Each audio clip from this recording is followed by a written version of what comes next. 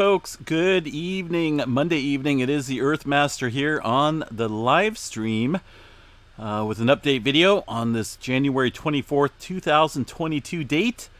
As I mentioned, Monday evening, about 5:40 p.m. California time here along the West Coast. Latest quake, at least on the Earthquake 3D globe, a 4.1 earthquake striking around the Haiti area.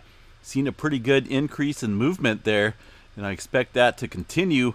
There's definitely a series of earthquake activity ramping up in that region, possibly leading up to something much bigger in the Haiti area. So we'll cover that here in just a little bit. Latest earthquake, though, is actually coming from a 6.0 magnitude earthquake in the South Sandwich Islands area. Not showing up yet on the USGS map, but let's go ahead and check it out here. On the EMSC label here, on this map, 6.0 coming in just about 15 minutes ago in the South Sandwich Islands area at a depth of about 10 kilometers. Goes to show you, though, how slow the USGS can be at times. But 6.0 down there in the map where the purple circle is. Let's go ahead and check out activity on the USGS map. Looks like they did have some movement down in the South Sandwich Islands earlier. Looks like a 5.1 kicked up, but now we got a 6.0 obviously coming into the region. We'll see what the USGS states for that magnitude once it does come in. Looking at the activity here in Haiti, things really building up in this area of the Caribbeans here. There's a plate boundary that runs through here. You can't really, it doesn't really show it here on this map, but this area gets some sizable earthquakes, and it's in a location. If you watched my earlier update video, I talked about the activity throughout time where there's been some 6s and 7s here within this region, but there's kind of like a little area within this range that's absent of earthquake activity when it comes to 6.0 and above in this region. To the east and to the west, yes, some movement historically in the sizable range there, 6.0 or above, but kind of getting a little filling in of earthquake activity in the region that has not seen a 6.0. That's why I'm thinking we're looking at kind of building up to something here. Even though we've seen a 5.3 and a 5.1, these are not, these don't look like main quakes, if you know what I mean. Kind of looks like it's a swarm of activity leading up to something much bigger in this area of Haiti. So we will be watching this area pretty closely. Just within the last hour, another 4.1. Looking at so far, we got about 7 earthquakes or so, much more. The EMSC will show that there's quite a few threes, upper threes, being thrown in the mix as well. Of course, USGS only showing 4.0 and above for the threshold level. Let's go ahead and check out the EMSC. We'll go ahead and zoom in here to this area of the world. And give it a second here. They've been kind of slow there at the EMSC. Go up here a little bit so we can get a little bit broader view of the movement here. Okay, on this map you can kind of see the Haiti area sitting down here within this level. There's a whole lot of circles down there in that region of the world. This map right here, this chart kind of shows you a whole bunch of 4s, a lot more 4s than what the USGS is showing there, but guaranteed there's a lot of 3s in there as well. Not showing it there specifically on that chart, but when you go over here and look and kind of put the arrow across here, you can see some 3s kicking up. The M magnitude 3.2 there earlier today. Just in general, a whole lot of movement throughout the Caribbean area, Haiti area, especially building up some sizable pressure in that region of the world. So we need to be on guard and stay alert for sure for that possible further movement in the region of Haiti, up and down the North American or the Middle American Trench, off the coast of Mexico, Guatemala area, down southward, shown quite a bit of 3 movement as well over the last couple days, and also movement up and down the Southern California region, including some activity off the coast here of Canada. The USGS, like I said, does not show this movement. I really wish they would add a international all magnitudes type of event on the map, but they just don't do that. So we go to the EMSC for a little bit of observance, and also the Earthquakes Canada map. So some 2s kicking off here off the coast of Canada and the Alaska region. Let's go ahead and check out the activity on the EMSC or on the Earthquakes Canada map here, where it's looking pretty active off the coast of the Vancouver Island area. This is in the northern end of the Cascadia subduction zone. Of course, within the last day, we're looking at red circles, the last earthquake activity within the last, like I mentioned, last 24 hours of activity. The week, orange circles, and of course over the last month, yellow. So the red, that's kind of what we're paying attention to up and down the board here. See a red earthquake here, 3.1, some further movement up here, 3.0, and some activity up here around the Alaska region as well, working its way over into the Canada area. Looks like Whitehorse region getting in on a 3.5 just west of there. Also a little bit of activity over here. I know I've seen it here on the map. Up here, that's right. The Port Lancaster Sound area. We've seen a pretty good swarm up here. I believe it was last month within this region. I've seen some activity there in the yellow circles indicating that recent activity in the last month, but I think there was a little bit more than that. Either way, today, seen a little ramping up of movement here around the Lancaster Sound area, 3.1 being the largest earthquake in that little sequence of movement there. And overall, just generally pretty active around the Canada area along the coast and up north. Latest quake here is in the purple circle, a 3.9 in the Alaska region, just off the coast. Let's go ahead and check out the continued movement here in the or off the coast of Canada. As I mentioned here, you can't really see anything here when it comes to the USGS reporting those smaller ones. Nothing on there, but they do report the Gulf of Alaska activity occurring on this fault system here. The Gulf of Alaska. Let's back out a little bit so we can see shear zone.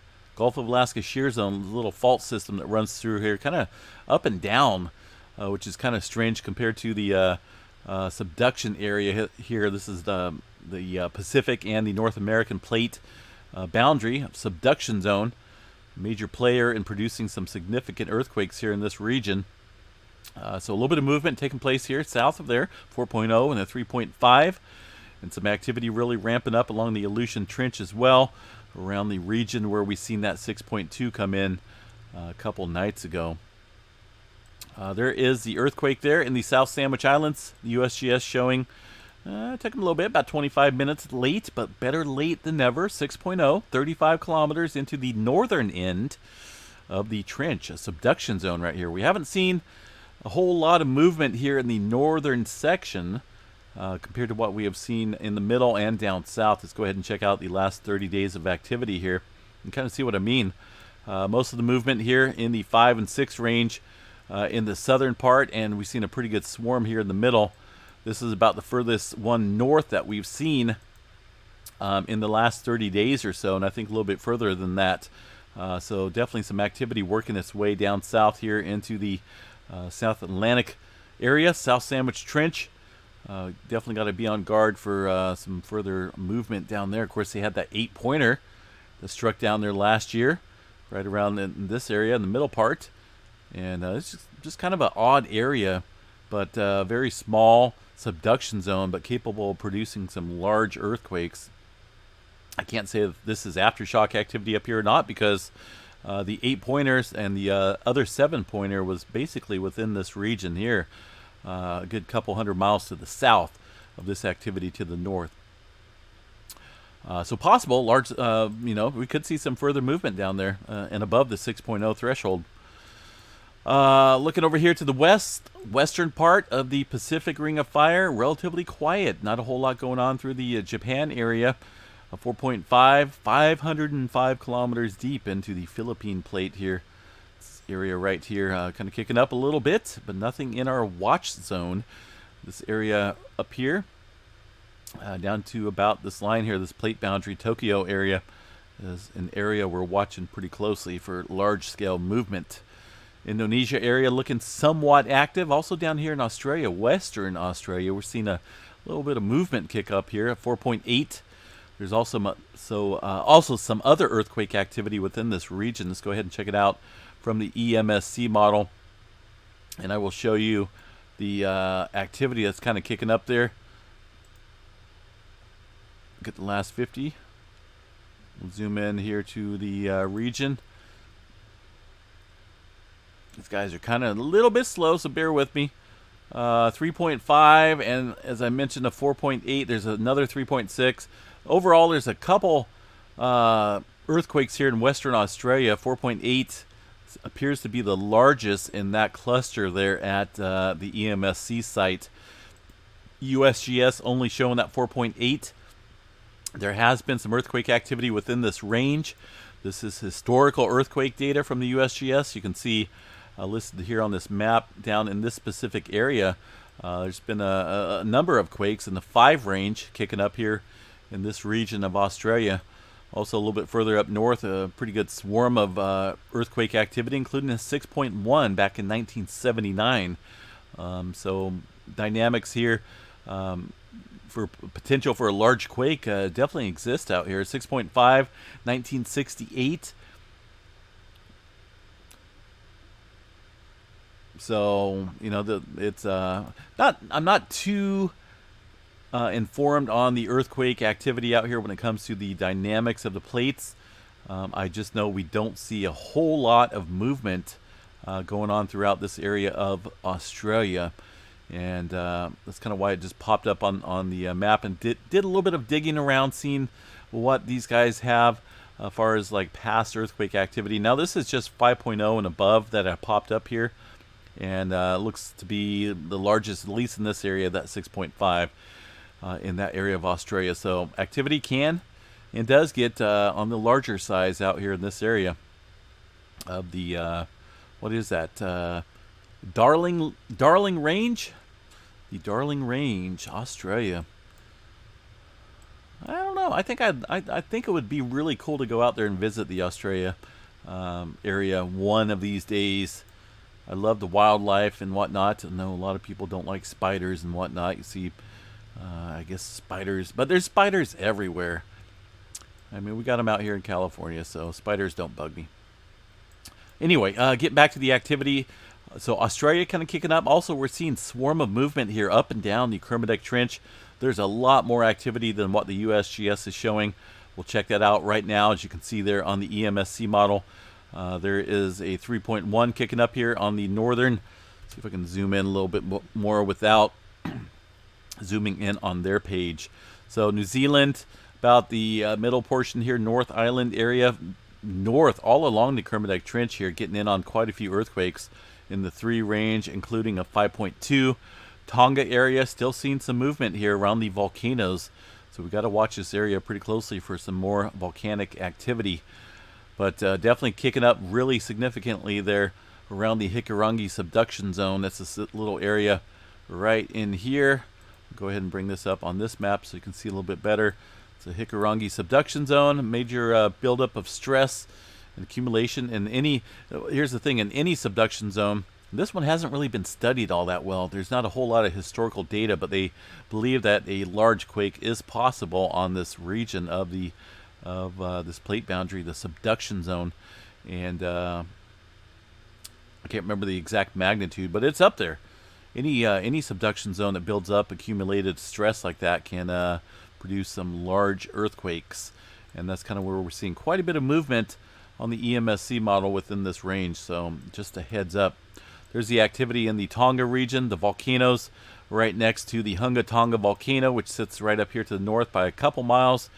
Activity here, relatively shallow. There was a 99.3 kilometer 5.0 that occurred earlier today within the same region of these 4s that kicked off there at the shallow depths.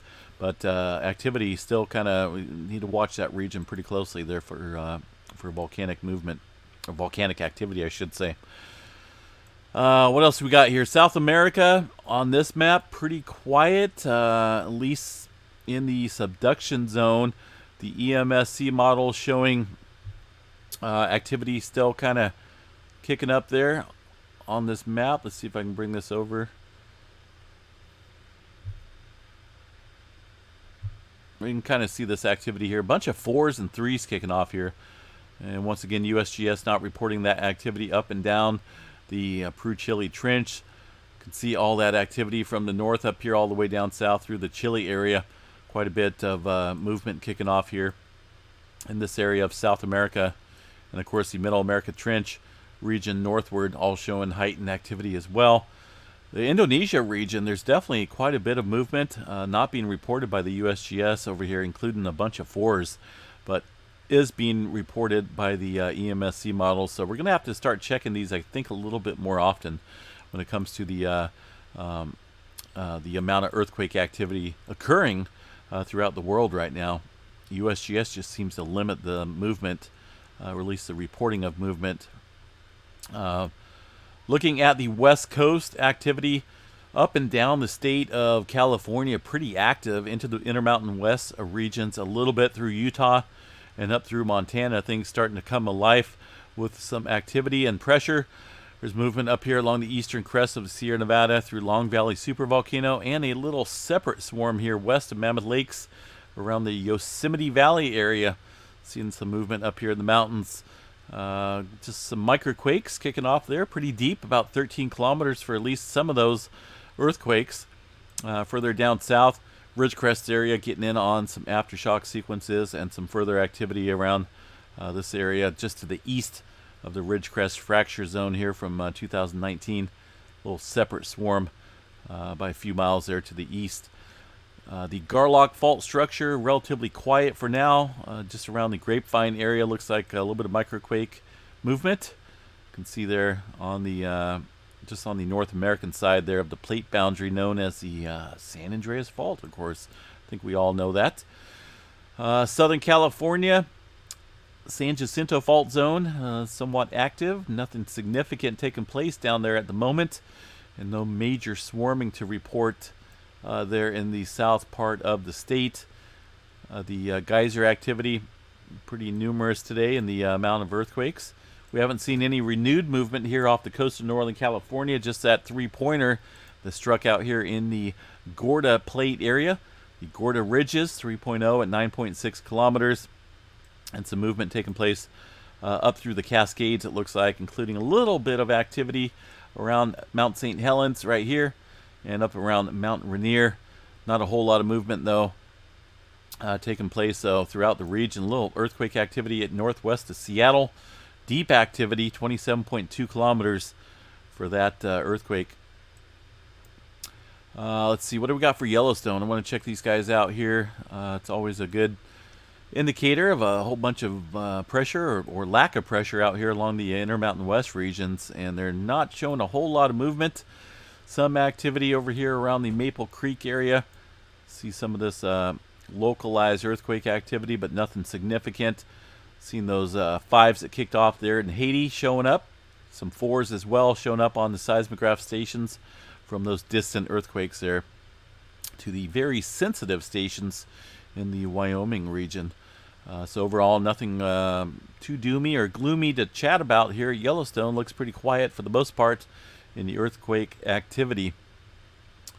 Let's check out the PNSN tremor map, see if these guys are out yet. It looks like they are. 22 epicenters of tremor in the Oregon area, and it looks like just right around the Northern California region as well. A little bit of activity, it looks like. Nothing significant. 22 is not a big number when it comes to tremor. We're still pretty much in a quiet zone of activity, and I don't know. I think something's kind of just waiting here for the moment. We've been quiet for quite a while. We have had, well, I'd say maybe a day or two of somewhat elevated tremor activity, maybe 100 or so on any given day there in those couple days that we were watching. But overall, over the past couple months as a whole, it's been relatively quiet in the lack of tremor activity here along the Cascadia subduction zone. What does that mean? Well, it means we're locked, right? Without a whole bunch of tremor, the subduction, as far as the plate goes, I think we're locked somewhere. I know we're locked up here along the locked area, obviously, of the Cascadia, but potentially also down dip of the locked area. So definitely something to watch here pretty closely along that area of the Pacific Northwest. Let's see what else we got. Nevada kicking up here. A lot of movement here. not only in the Tonopah area, which sits down here to the southeast, across this area of the Highway 3 region, Candelaria Hills.